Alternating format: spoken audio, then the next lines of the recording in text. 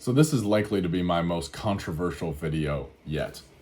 Can you preferentially train fat loss? Essentially, can you control where fat is lost on the body? A lot of people want this because then you could control your body shape and all of that kind of thing, especially related to your health, your fitness, your aesthetics. The traditional answer was no. You've probably been marketed some version of some crazy, protocol where someone convinces you that doing a bunch of crunches means that you're going to lose the fat just on your abs. And then there was some data that suggested that that's not the case. So in the gym community, it is not well accepted that preferential fat loss is possible.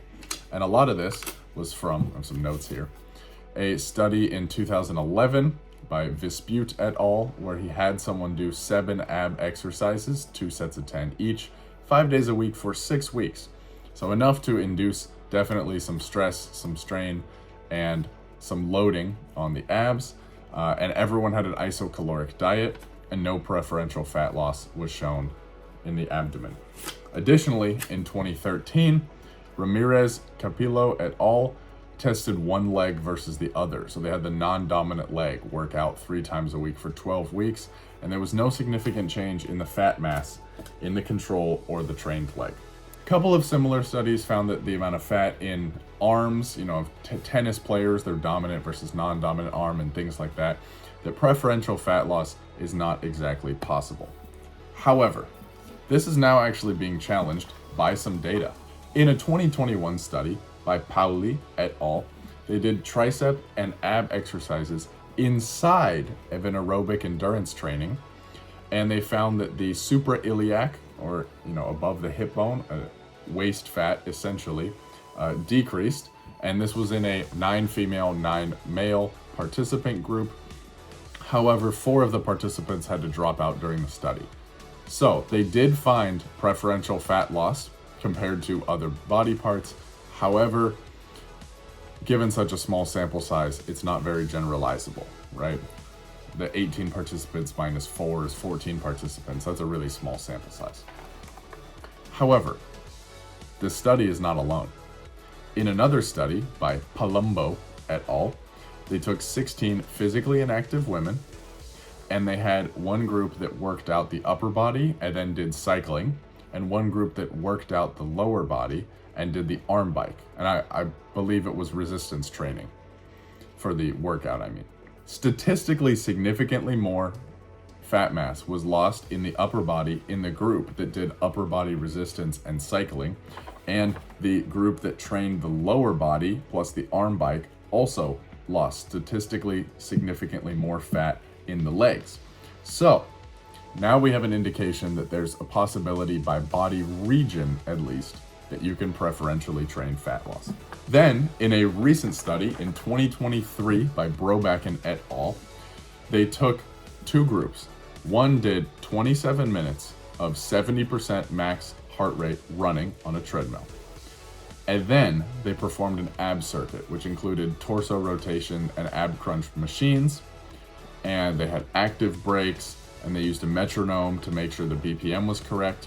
And then the control ran at the 70% heart rate for a full 45 minutes.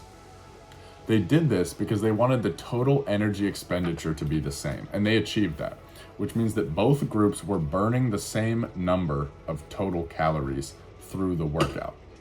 Because in a lot of the fat studies, if someone loses fat, but the other group was burning less fat overall, then that might be the reason. So they controlled for energy expenditure. This is a very key detail here. And the results. The trunk fat mass decreased more in the active group than the control group.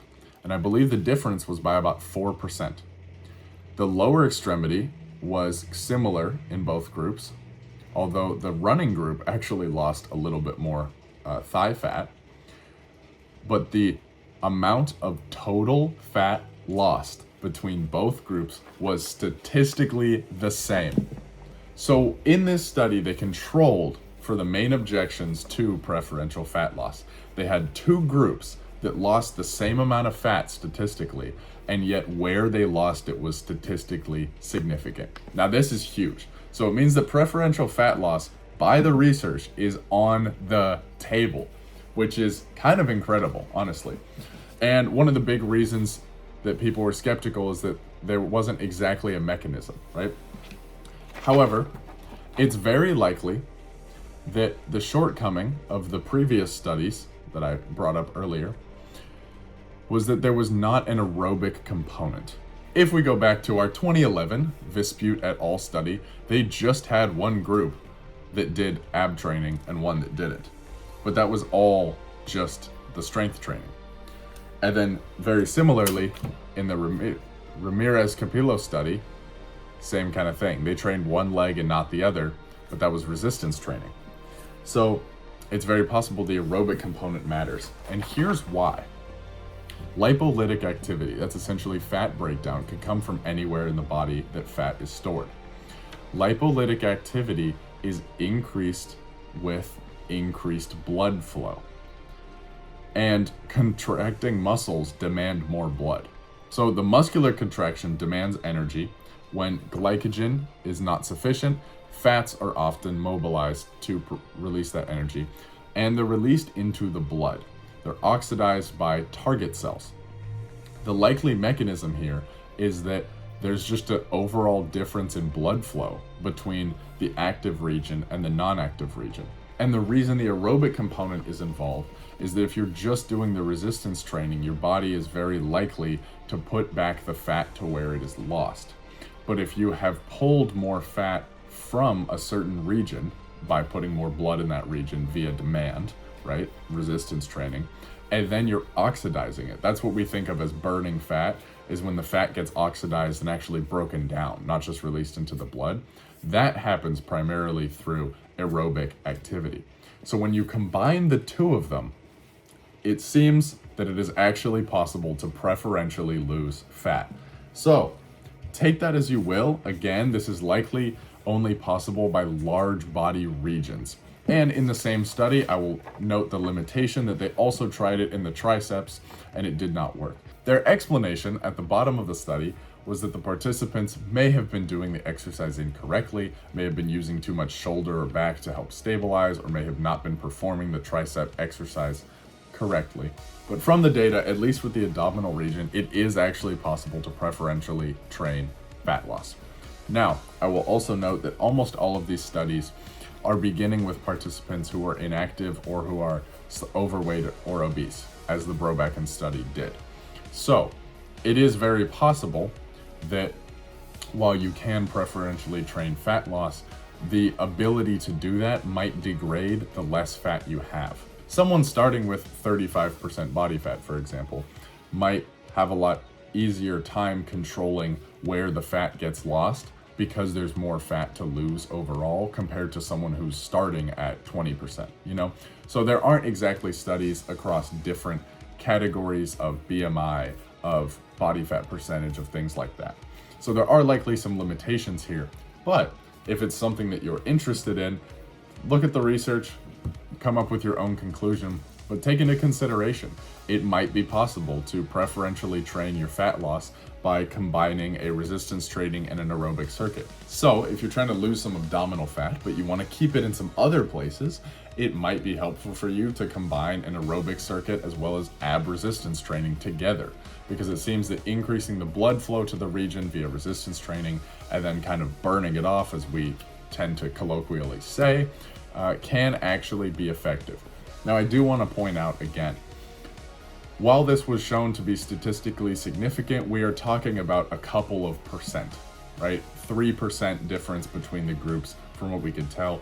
And these were between groups who were losing a lot of fat because they were starting in a overweight to obese range. So if you're someone who's already very physically fit and you're only, going down 1% body fat over the next month or two, it's not very likely you're going to see super drastic effects, right? We're talking about a slight ability to modulate here. It's not that you can actually just suck all of the fat out of your stomach and keep it everywhere else naturally. Let me know if you guys like these research heavy videos, or if you want a part 2 or want me to dive more into this. Thank you all so much for watching. This is Pro Gain Knowledge. I'll see you guys later.